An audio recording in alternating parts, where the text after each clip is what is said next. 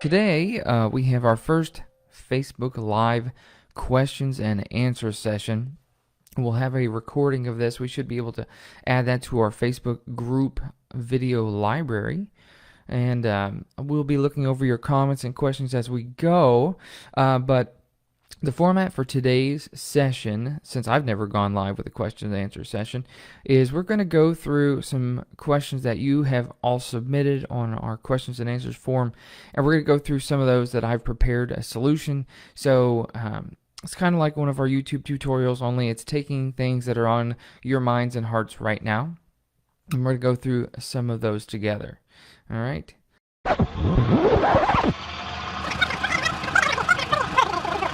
So, all right, great. Well, let's go ahead and dive in. I'm not going to bore you with a whole bunch of PowerPoint, but we're just going to dive in with this really quick.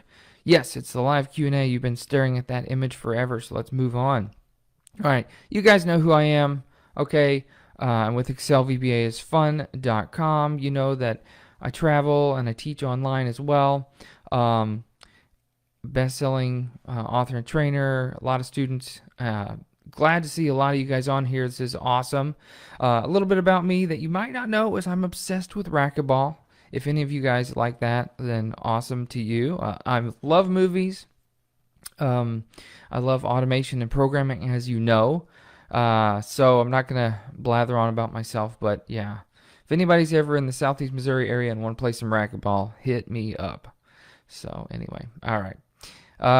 So let's dive into some of our questions, and we'll be able to step through those. And by the way, speaking of which, hopefully you haven't read on ahead, but I'll be able to give you a zip file, hopefully, of these so you can try them out yourself. You can have the completed file as well as the uncompleted file if you want to try along with the video later on, or if you want to try them on your own.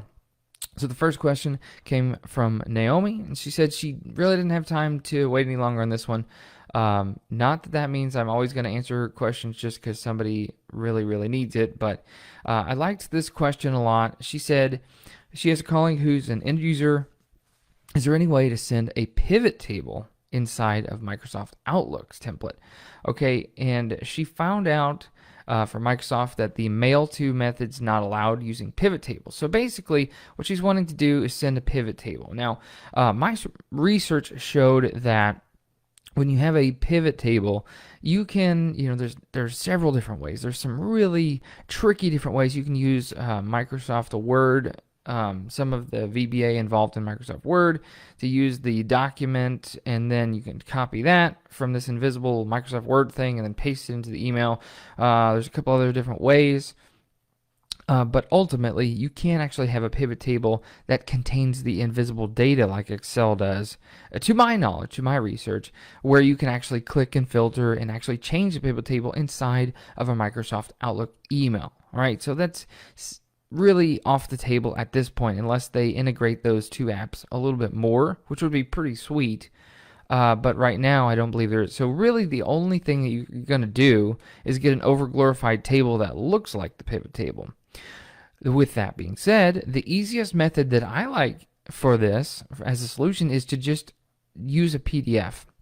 All right, so it's so easy to save a particular worksheet or multiple worksheets really as a PDF. All right, and it's really easy to attach that PDF that we just saved to an email. And I'm going to show you how to do all those things. This is kind of delving a little bit into using Microsoft Outlook, using the application.outlook create object method, but that's okay. We're going to dive in there. I'll show you some cool tricks, and you'll have the workbook that you can use. So let's get out of PowerPoint for a second. Gross. Let's get out of here. All right. We're going to get into Excel, and I have all these kind of prepared into a folder, and I could just send you this zip file later on, those of you who are in the Facebook group. By the way, head on over to ExcelVbaIsFun.com/live or ExcelVbaIsFun.com/ninja to join our free Excel Ninjas group. So that's where you can view these videos and be able to download the resources as well for free.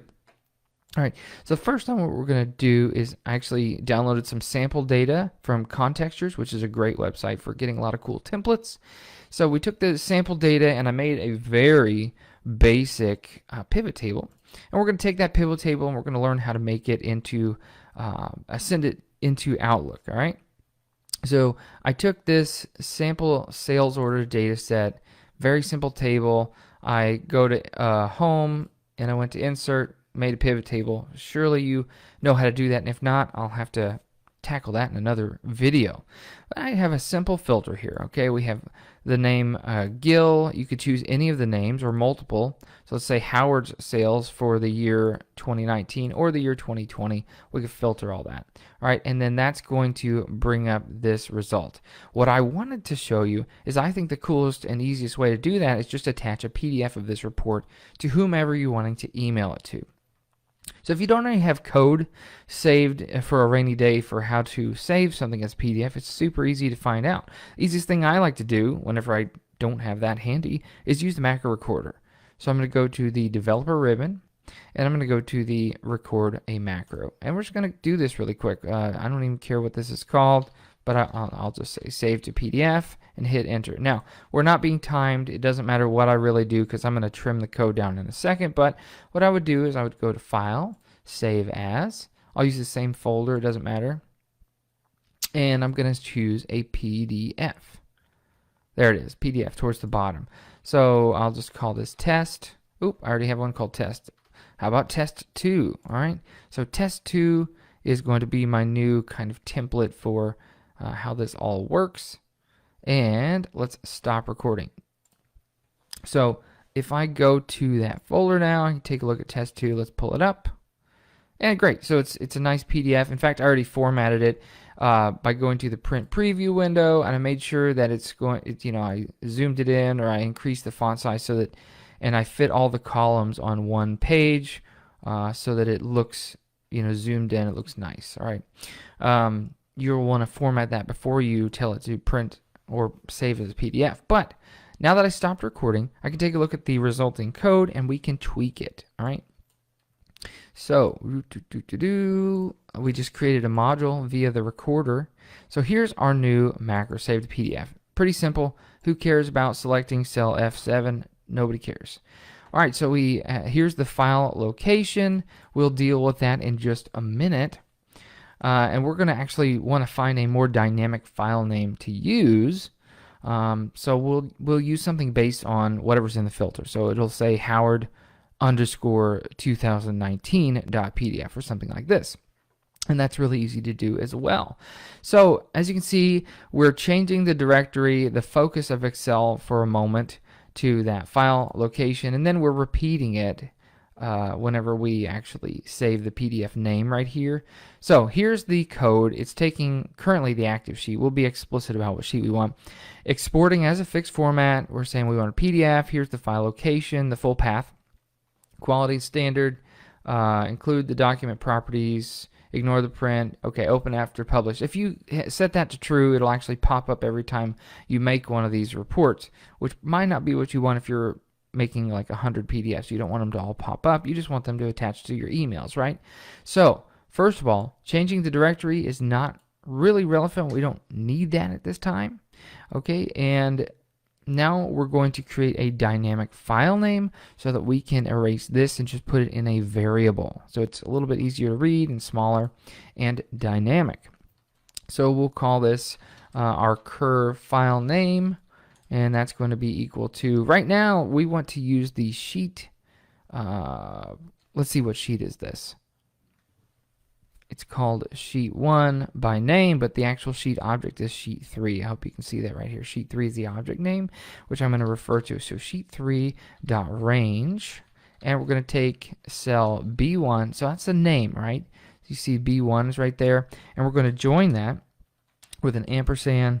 We're going to use quote underscore end quote and join that string to sheet 3 dot range, and now we're going to take cell B2. That's where the year is at. All right, so just breaking it down, the current file name is going to be cell B1, so it's going to say Howard and then an underscore and then 2019 from cell B2. Howard underscore 2019, and we may as well add .pdf. Okay, so Howard underscore 2019.pdf. Great. The next part is I want a fully qualified file path, right? So I needs to be in C/whatever or B/Excel Live Q&A, whatever. I like to use the temp folder, and there's a really cool kind of cheat by using the environ function to use the temp folder. Now the temp folder is really magical because you can throw a whole bunch of stuff that you don't need later in there, and it'll automatically cycle out, and your system will delete them automatically after X number of hours or days. So I don't have to worry about that. It'll all get flushed out into the toilet of my computer system later on. So here's how you could do that. We're going to start with the temporary file path by using the environ function. Environ, it's an environmental variable called the temp folder, and that will direct it straight to the temp folder wherever it is in C, Windows, / whatever. So we're going to take the temp folder, and then we're going to join that with this /. This is I think backslash. I always get those confused.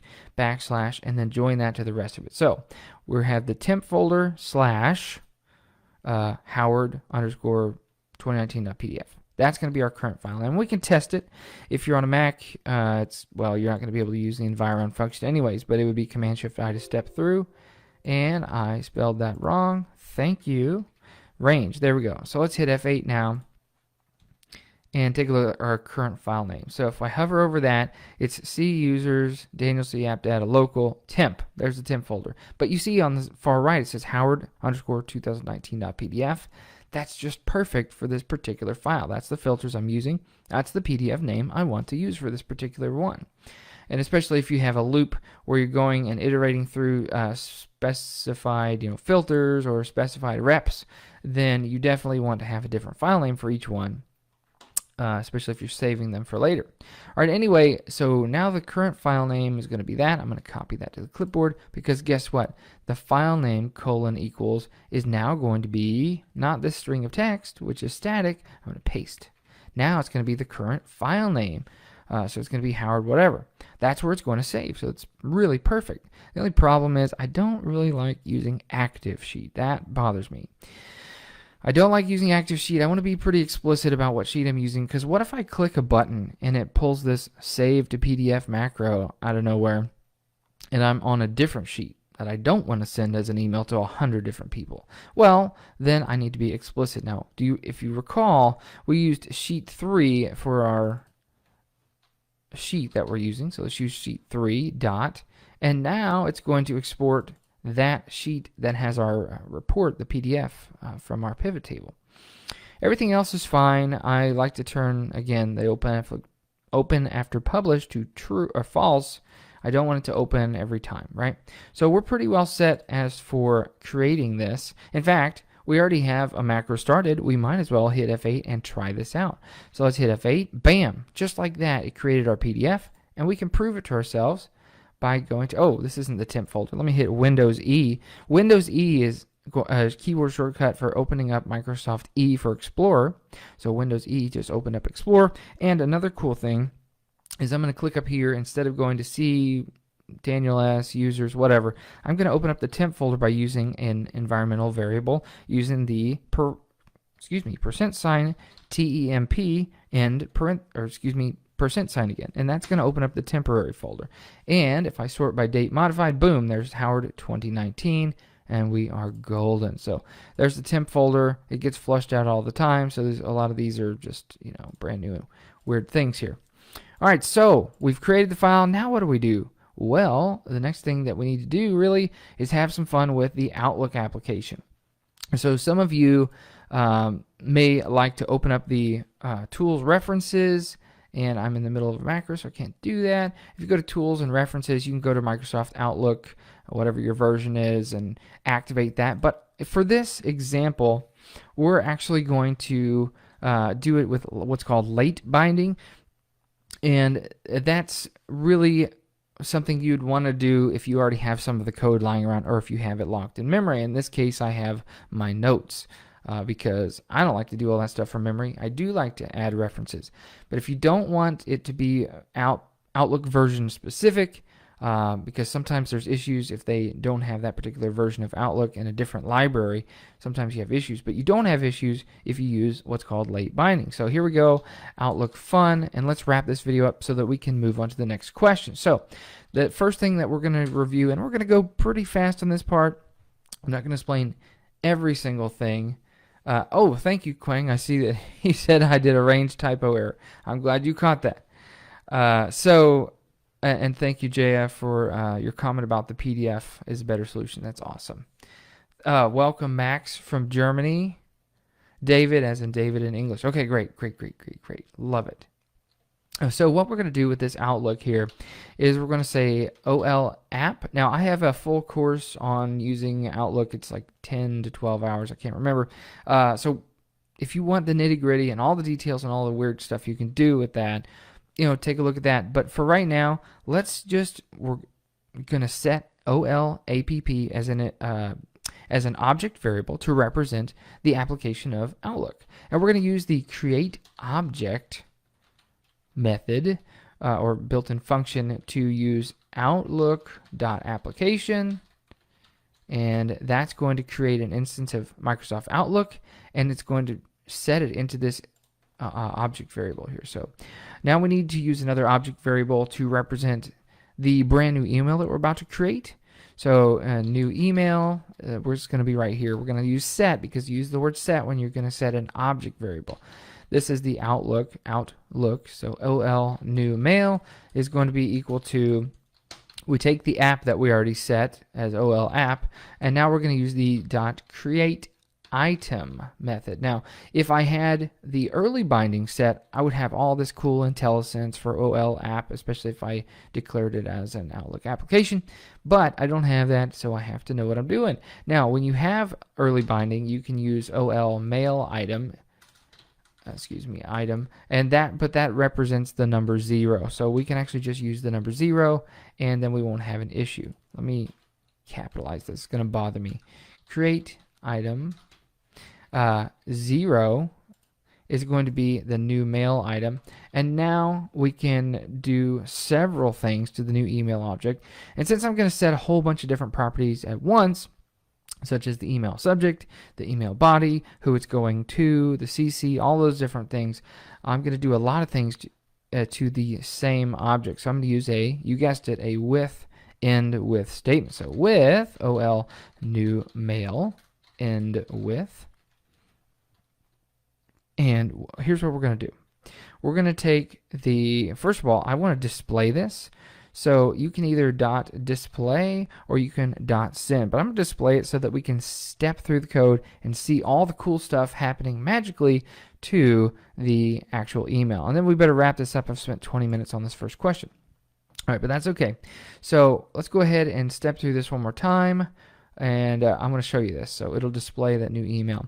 So the current file name is this. We already know we can save it. I'm pretty sure it just saved over that, but it's the same document, so who cares? Then we're going to hit F8. All right, so we're going to set OL app to equal this Outlook application. Then we're going to take that app and create a new mail item. Mail item is 0.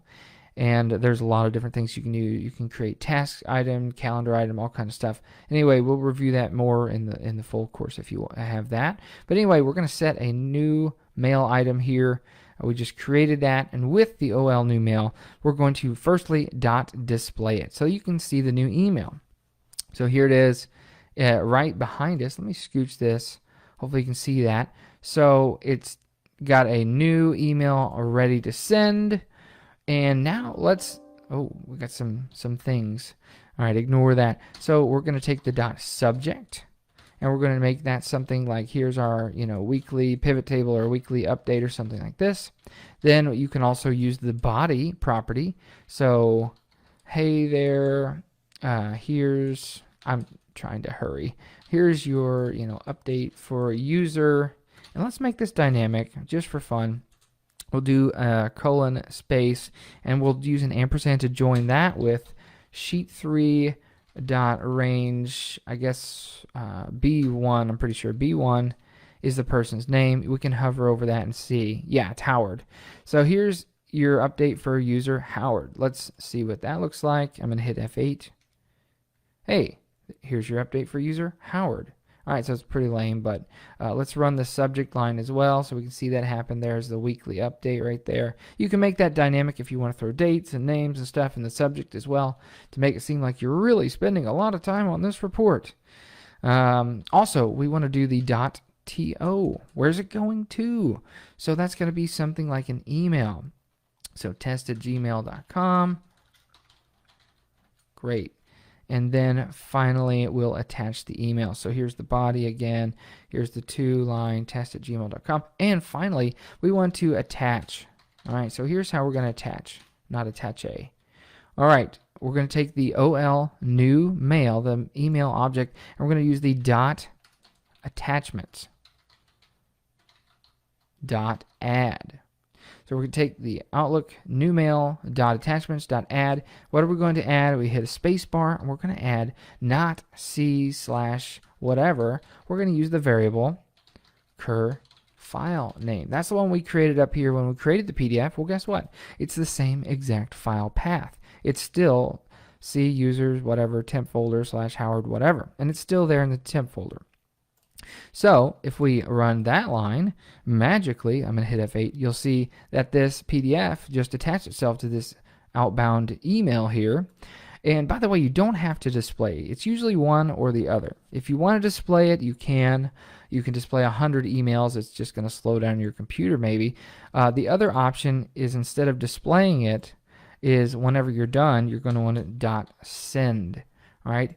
And I don't actually want to send a test email to test@gmail.com because there's probably somebody who has like 10 billion emails a day at that email address.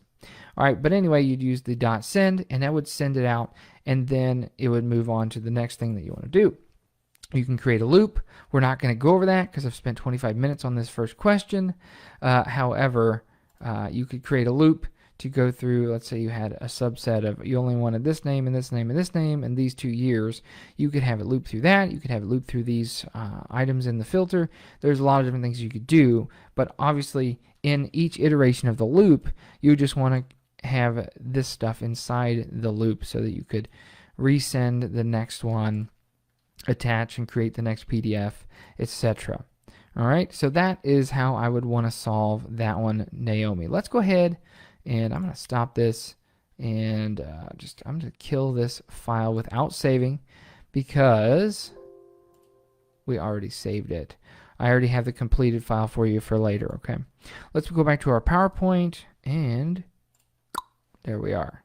The next question comes from David. Hey, David. We were just talking to him. You were saying that you wanted a validation rule. I hope I understood what you were saying here, because I'm on the spot now because you're here with us live.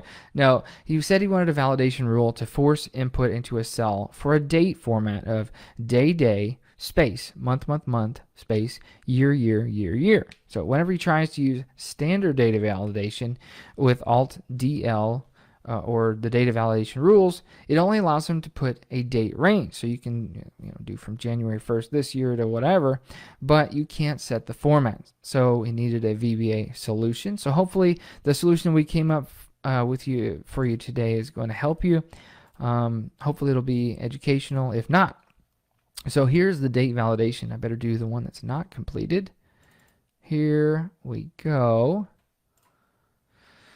All right, so by the way, David, I love this question. It's really neat. VBA can definitely help with maintaining your custom formatting. So I had just a basic example. I started with a date, and what I really want to do, I'm going to hit Control-Shift down. I'm going to basically have all of these be the same shade because what I ended up deciding is you probably wanted it to be for the entire column here. So let's go ahead and let's see here. What we're going to need to do right off the bat, you can tell, is that we're going to use a worksheet change event because we know that we need something to trigger every time we change a cell on this particular sheet. Since we didn't know the specifics, like I said, I'm just going to set up column B. You might have column X, Y, whatever, but we're going to use this for the testing ground for these dates. So first thing I would say is probably the first thing you need to do is just format the entire column the way that is your ideal date formatting. And you probably already thought of that. If not, But if you just leave the default formatting of general, then if somebody types it differently, so he wanted the date format of, let's say, so he doesn't want this, I don't think. So 2015, yeah, he wants that to stop automatically formatting, because now if I put 02 Jan 2016, it's going to convert back to the one that it latched onto. So what I would say is the first rule of thumb is you want to right click on the entire, select the entire column, format cells, and you're going to go to date, and then let's go to custom. So let's go to, let's see, what was it? DD space MMM space YYYY, oops, YYYY, and hit OK. Now that'll format it, and it'll actually probably work pretty good even if I type over. The problem happens is that if somebody copies and pastes data from some other source, some other cell, another worksheet, or even from the internet or something like that, sometimes a formatted application or website could be carried over with the paste, the formatting, as well as the value. So we have to set a trigger or event to switch it back if that occurs. So let me show you how I would want to do that. By the way, let's just use any old cell. Let's test this out after we set up the event. Okay, David says it's column H12 and H13 and H20. Okay, cool. Well, David, just for this example's sake, that will work. What I'm going to show you is going to work for either of those. He said it's an input form. Do you mean it's a user form, or is it something different, like an input box? Either way, we can work with that. All right, well, go ahead and get back to me when you can. Let's go ahead and dive in to this specific example that I thought up, and then we can actually modify that. And you can utilize the same stuff.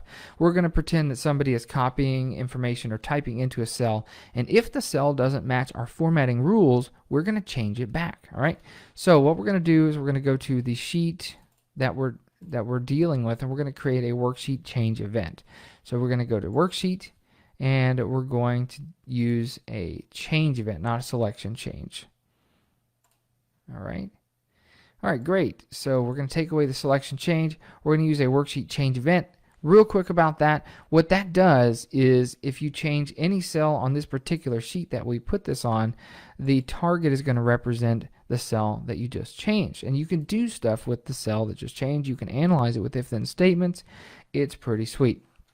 First thing I want to do, in this case, I only want to deal with anything in column B. So I'm going to say if, remember, target represents the cell that was just changed in this trigger, this change event. So if the target.address, well, if you had a specific address, let's do 0, 0, which means there's no dollar signs.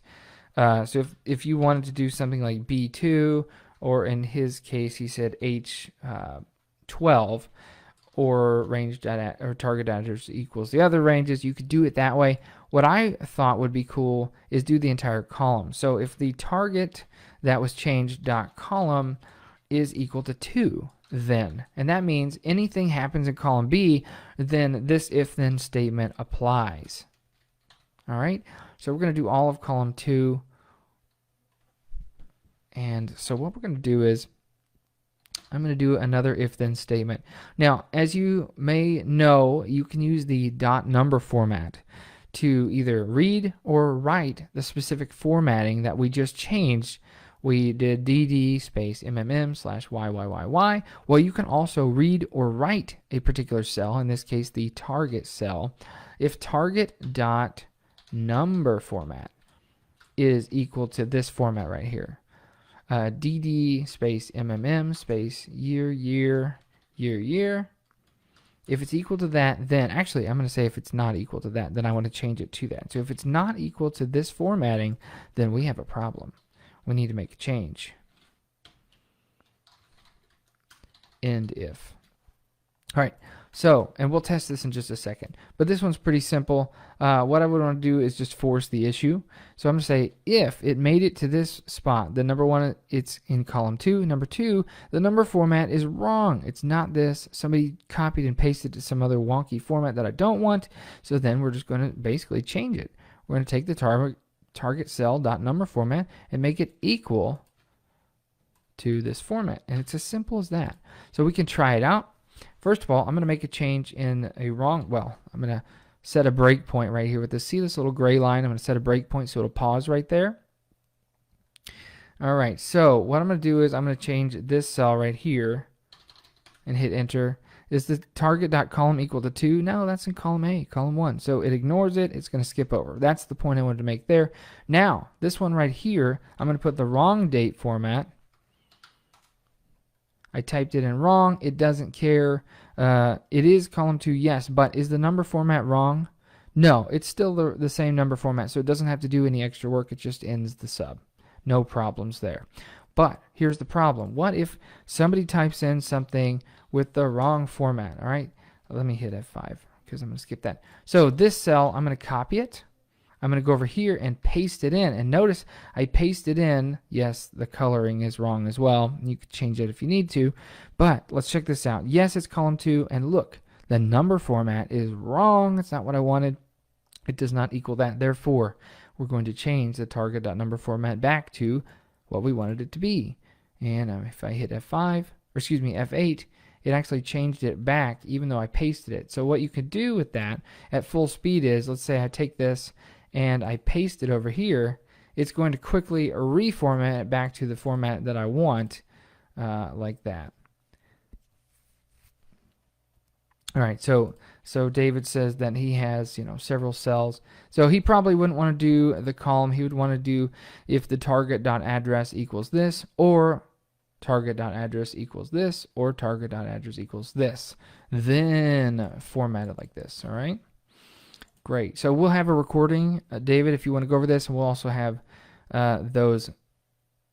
Thank you, Romar. Thank you, Eric, for those kind words. That's very nice. I appreciate that. Yeah, there's really cool the stuff that you can do with using worksheet events. And in our Ultimate Excel VBA course, we go over a lot of those. We have a lot of new games in there now. But yeah, I really like the fact that you can manipulate things with simple if-then statements by looking at the number format, by looking at the background color or the fore color, looking at whether it's bold, italic, whatever you need it to be, and even digging into the data and change stuff back if you need them changed. Pretty cool stuff. There's also something called a worksheet selection change that we're not going to go over right now, but the distinction is this one you're actually changing the value of the cell, and the other one you're just clicking or tabbing or hitting enter and actually just moving your selector to a different cell. All right, that's the distinction. All right. So let's go back to our lovely PowerPoint. I'm not going to save this because I already have a completed one. I want to keep my clean workbook nice and clean. So let's go back to our PowerPoint. Let's see, we have some comments here. JS said, great, thank you for that. Let's see. Yes, exactly. Romar said it would be the same solution for David. Instead of targeting column B, you just need to target those exact cells that you need. Yeah. Yeah. David said he really had problems with this one. Well, I hope that really helps, David. I hope that one helped you. Cool. Okay, so let's go to the next one. That was really fun, by the way. That was a really good question. Question number 3. Stan has a daily reading spreadsheet that has dates in column A. So he wants the reading. I don't know if it's a daily devotional, daily Bible reading, daily whatever, but he wants the reading for any given day to be highlighted according to whatever date is today. And that's based on column A. So I simulated this. Well, I'll show you that in a second. First of all, before we do that, right now he's using a worksheet function in the cells. And I think I don't know if he's using data validation or if he's just using a true or false column that says whether that's the current day.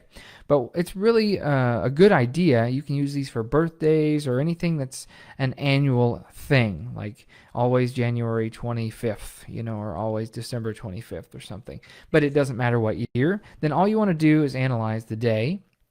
So he's saying, all right, notice that the word and is there, all right? So first of all, he's taking the yellow statement and the blue statement, all right? That's why I colored them. The and says both of those need to be true. So today, basically day of the current cell needs to be the same week or the same day of the month as today, as well as the month of that cell needs to be the month of today. So in this case, it would have to be September. It would have to be the number 1 for the first of the month, and the month of that cell would need to be today's month, which is September 1st. But it doesn't matter the year. It could be any year, right? He just wants the September 1st reading to pop up. He wants to be able to do this in VBA when the workbook opens. Now, he didn't say what he wanted to do in VBA.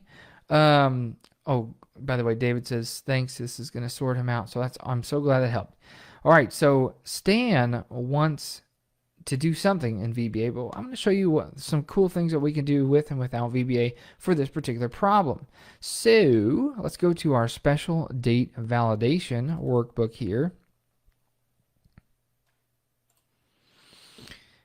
And by the way, he said he wants things to happen when the whoa. That's not the right workbook, Dan.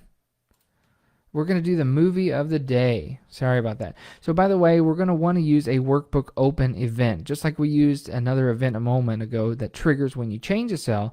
He wants this event to fire whenever the workbook is open. I forgot to say that part. And this is super easy to set up. Really, really cool. Super easy.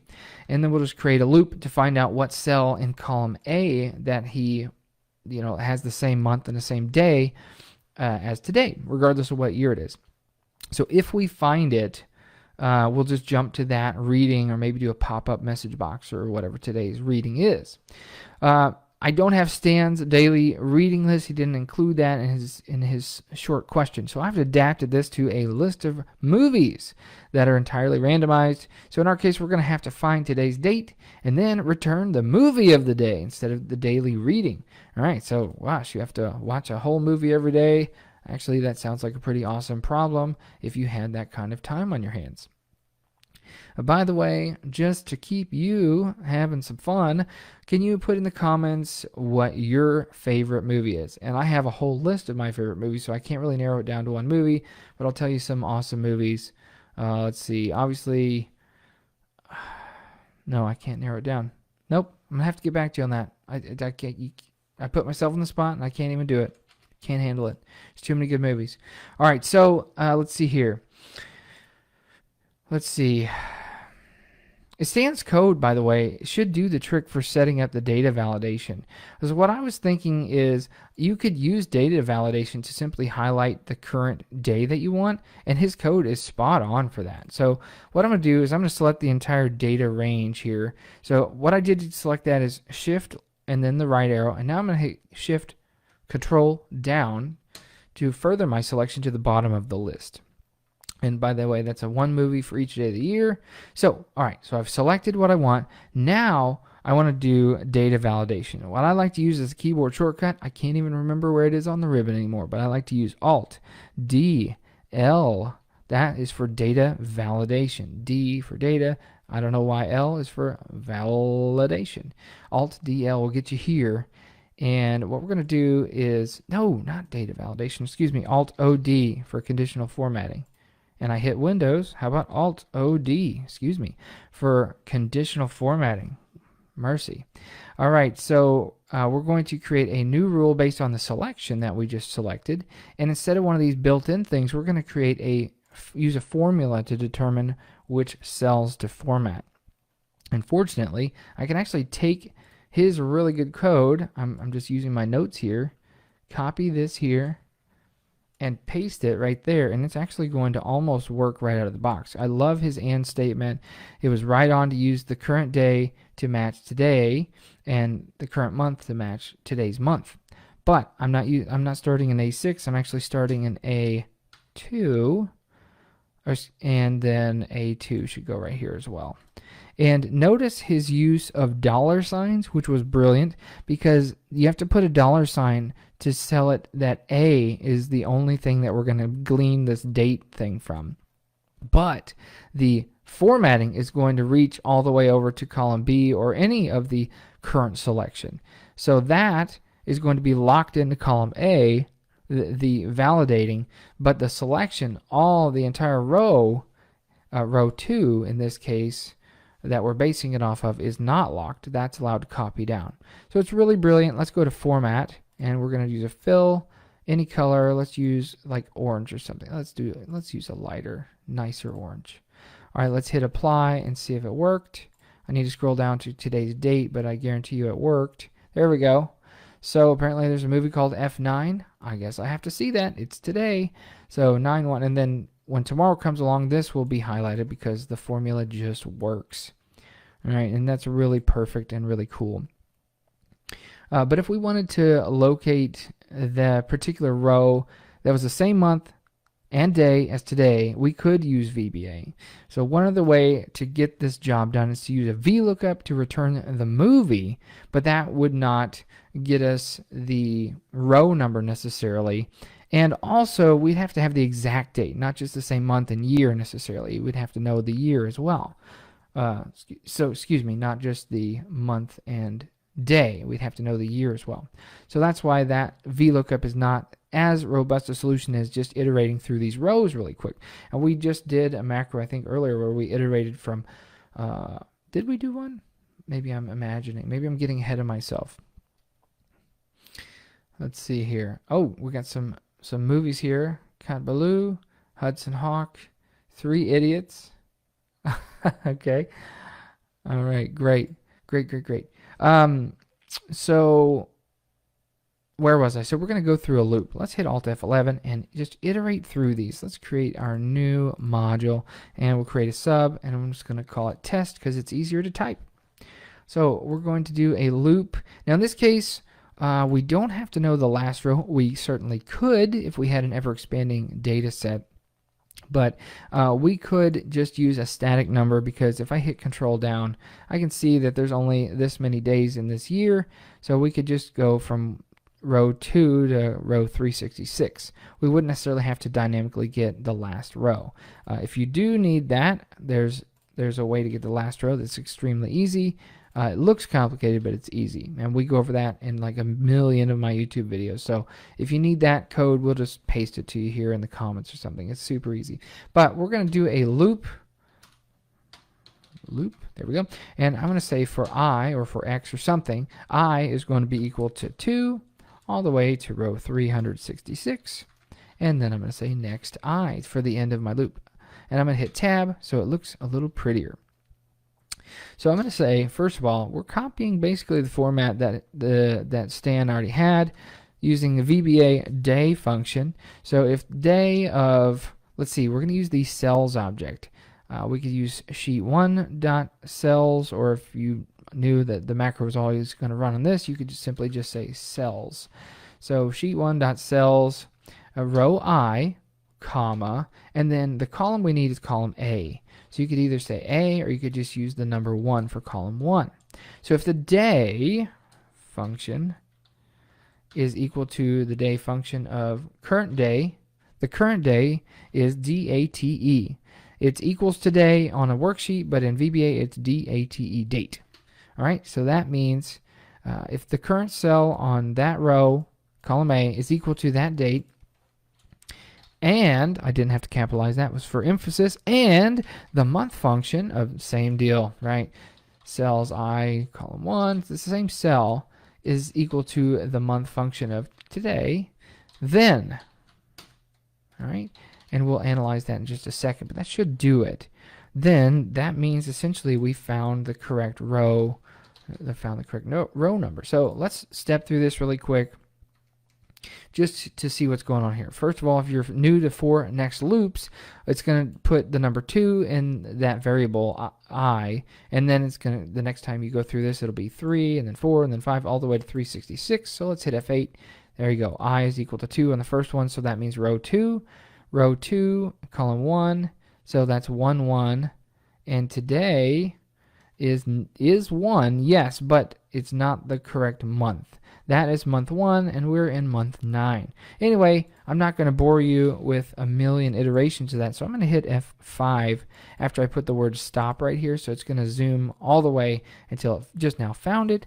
So here we go. We found one with 9/1 as the day, and the month of that is the same, but it doesn't matter about the year.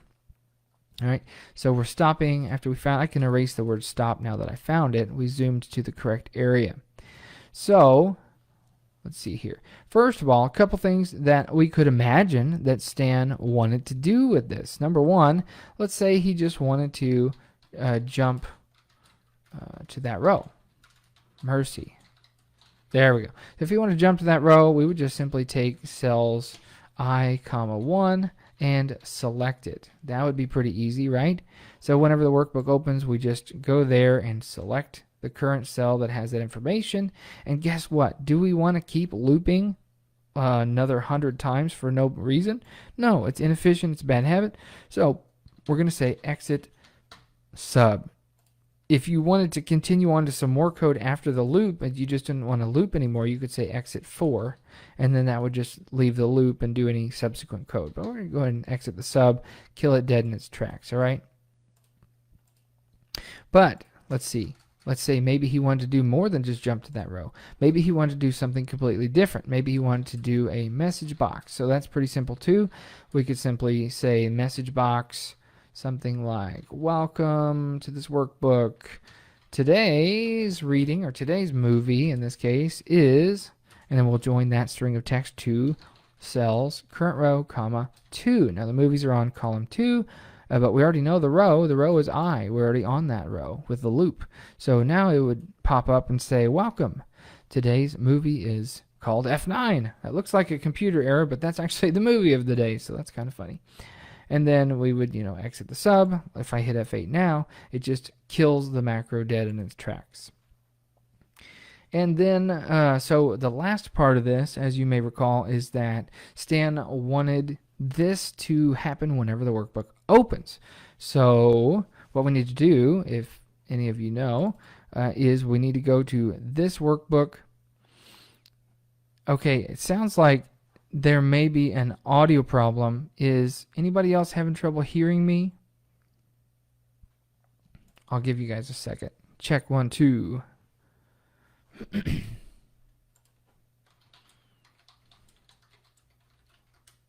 I'm going to type a comment here. Can anybody hear me? Hopefully there's not an audio problem. Let's take a look here.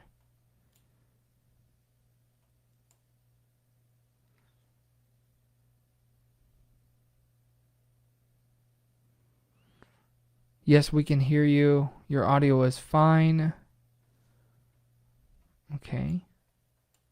Loud and clear in Germany. Loud and clear, Antonio says. Okay, David, hopefully, I'm really sorry about that. Hopefully the audio clears up on your end. Maybe you can catch the last few minutes in the replay. All right, Eric says his audio is fine as well. Okay, all right, well, I'm going to continue on then. I'm so sorry about that, David. All right, we're going to continue on. So the last bit of this particular question was that Stan wanted this to occur whenever the workbook opens. So all this automation needs to happen, bam, the second it opens, the user gets greeted with all this information. All right, Quang says it's fine there. Okay, great. So what we would do is you double click on this workbook, and we're going to go to a workbook level event. Okay, which we deal a lot more with in section 9 or 10 of our Ultimate Excel VBA course. So we're going to do the workbook open event. Now this triggers any and all commands, any and all macro stuff that you have inside it whenever the workbook opens instantly. All right, so we're going to greet him with this message. Guess what? I don't have to retype any of that. I don't have to copy and paste any of it. I can actually call another macro. In this case, we named the other macro test. We could have named it something else, but we're going to refer to that name in the workbook open event. So I'm going to say, I want you to run the macro called test whenever the workbook opens. So it's going to not only jump to that, but it's also going to greet me with a welcome message. So let's go ahead and save our progress. Yeah, that's okay. I can delete the code. we'll give you a clean copy of this later. Actually, no, you know what? I still want to save the clean copy. So what I'm going to do is I'll just make completed 2. All right, so we can still maintain the other one. So we just saved the one that we worked on together. Let's close it. We're going to reopen it. Movie of the day completed 2. By the way, if you recall, before I saved, I scrolled all the way up just so we could see how it works. All right, I'm reopening it. I'm going to enable content. Bam! It jumps down to row 245 for the current day. It says, welcome. Today's movie is F9. Very cool. All right. Oh, David says earphones had just died on him or something. And said, yeah. Thank you, Eric. He said he hopes it kicks back for him. That's awesome.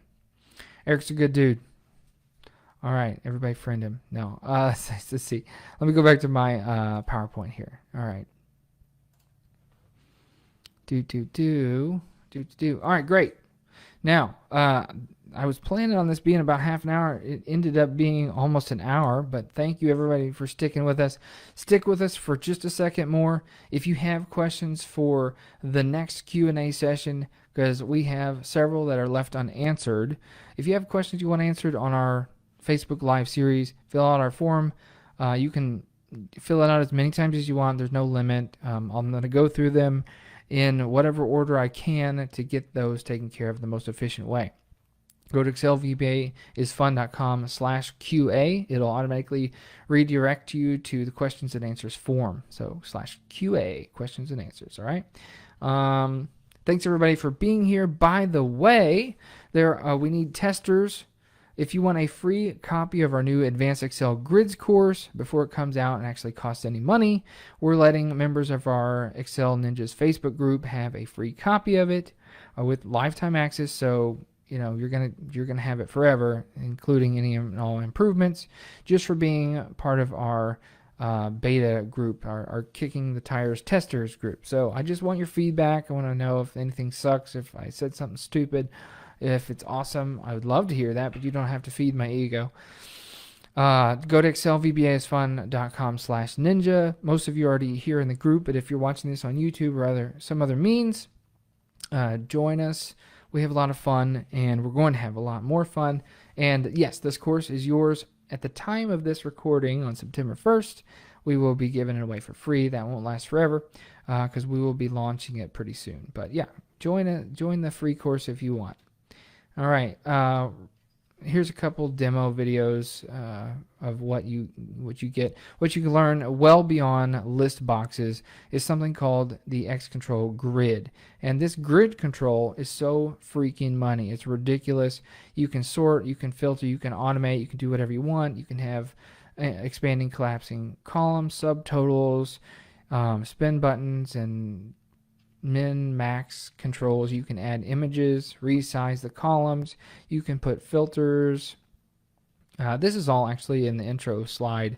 The masking, you can have images of your employees and sort by all these different things. It's just almost limitless what you can do with this control. So we want to show you how to use it, and we figured we would throw together a really extensive course. Oh, this is a cool clip here. Being able to drag the column up here, and it filters it by, or sorts it by that column, as well as it has the country flags on it. That is a really cool demo. Anyway, so thank you so much for being here. I really appreciate all the support and all the amazing people who are here with us, and thank you for watching it after the fact, those of you who are doing that. So hopefully that helped you. Remember, ExcelVbaIsFun.com/QA, and we look forward to checking out your questions for the next one. All right, if you have any, leave them in the comments here. Otherwise, we will see you very soon in the next one. Yeah. Okay. Let's see. I'm going to read some of these comments before we go. What do we got here? Romar says he didn't know we could also utilize the $ in conditional formatting formulas. Yes, absolutely. It's amazing. So if you wanted to have, you can use it to create lines So if you had a report that once this cell is not equal to the cell above it, so if everything is Canada, Canada, Canada, but then when you finally reach a cell that's US, let's say, then you could create a line using the borders, and you can have that line go all across that row. Or you could have everything be bold or something like this. Really cool. Let's see, we have some more things here. It's a nice learning point. Well, I appreciate that. Eric says, thanks, Dan. You're so welcome, Eric. Cool dude. Love that guy. All right. Let's see. Quang gives me a fun. That's a smiley face. All right. Quang, thanks for that. Appreciate it. When's the next QA? I'm thinking we're going to do it next Wednesday. If that's cool with you guys, we'll just do it next Wednesday. Collect some more questions. Let me prepare for answering them, because sometimes you got to prepare so you don't look like an idiot. Max says thanks. Thank you. Great content. Thank you very much, Eric. Awesome. Yeah, we're going to try to make this a regular one, Romar. Yeah, we want to do this weekly. I hopefully the schedule can allow for me personally. I know we're moving in the next probably 2 or 3 weeks, and there's a lot of prep work and paperwork that goes into that, as well as selling my house. So I'm going to try to just push through that and keep these going anyways, because we get a lot of questions, and I want to help people out. So awesome. Yes, David, we're going to try to do it weekly on Wednesdays at 10 CST. I know that might be hard for some people, but at least it's always going to be the middle of the night somewhere, and we have everybody from all over the world. But we're going to try to do it then. I think that's the best time for our group. All right, if anybody has any last minute things, let me know. All right. All right, well, thanks again for everybody being here, and we'll see you next time. God bless you guys. Okay, thanks, Romar. I see that. All right, we'll talk to you guys next time. Thanks so much. Bye-bye.